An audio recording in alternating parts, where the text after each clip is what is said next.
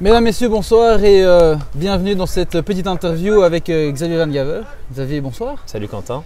On a quelque chose d'important aujourd'hui à annoncer. Tu arrêteras le coaching de notre équipe première après la finale de dimanche. Pourquoi? Comment? Qu'est-ce qui se passe? Un coach à succès qui passe en D1, comment est-ce qu'on peut l'expliquer? C'est un choix personnel, c'est un choix qui a été annoncé il y a quelques mois maintenant au niveau du board du club. C'est une requête pour donner du temps à ma famille. C'est clair que je le fais le cœur lourd évidemment, étant donné qu'on a passé d'excellents moments ici et qu'on a atteint nos objectifs. Mais c'est un choix tout à fait assumé et réfléchi pour justement avoir d'autres projets au niveau de ma famille et de mon business dans le monde de la kinésithérapie et dans le monde médical. Et je pense que, allez, on le fait aussi le corps lourd parce que je pense qu'au nom du club, je peux dire que tu es un gars qui est génial, qui humainement a apporté énormément de choses et énormément de professionnalisme au club. Mais je pense que c'est dans la lignée des valeurs qu'on souhaite défendre, de pouvoir dire qu'effectivement la famille c'est important et qu'aujourd'hui, on sort de ton coaching avec des plaisirs, mais en le faisant en parfaite cohérence avec les valeurs qu'on défend. C'est super gentil de votre part et c'est vrai que c'est quelque chose que j'ai beaucoup apprécié aussi. C'est que quand j'ai transmis justement cette information et mon souhait d'arrêter, le club m'a plutôt soutenu en disant que mes valeurs justement et mon engagement envers ma famille et envers mes choix, ils les comprenaient totalement. Donc c'est clair que jusque-là, je serai en phase avec le club justement et je les remercie pour ça.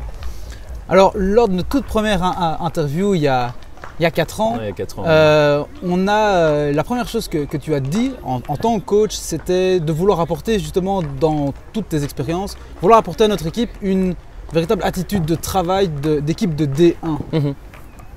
Bilan ici aujourd'hui, où est-ce qu'on en est? Bilan, il est fait. C'est clair que c'est un objectif qui est atteint et j'en suis très fier. On a encore des moments et des moments peut-être clés qu'on doit travailler, mais je pense qu'il y a un énorme pas qui a été fait. Ma plus grande fierté peut-être, c'est qu'elle a été moins formatée cette équipe. Elle a été plus créative. Elle a osé justement sortir d'un schéma typé et finalement qu'elle a atteint ses objectifs tout en amenant sa patte. Et donc ça, je trouve ça vraiment valorisant pour eux.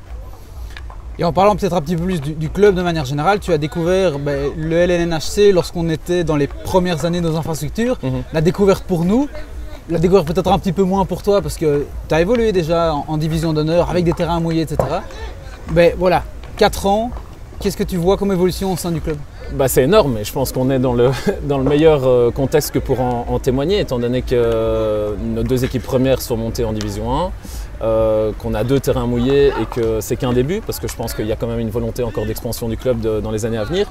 Et puis on voit des magnifiques tribunes pour les finales de DH et ça c'est historique aussi. Donc c'est clair que le club avance à une vitesse VV' tout en gardant justement un esprit très raisonnable je trouve et qui est très sain dans le développement de ce club.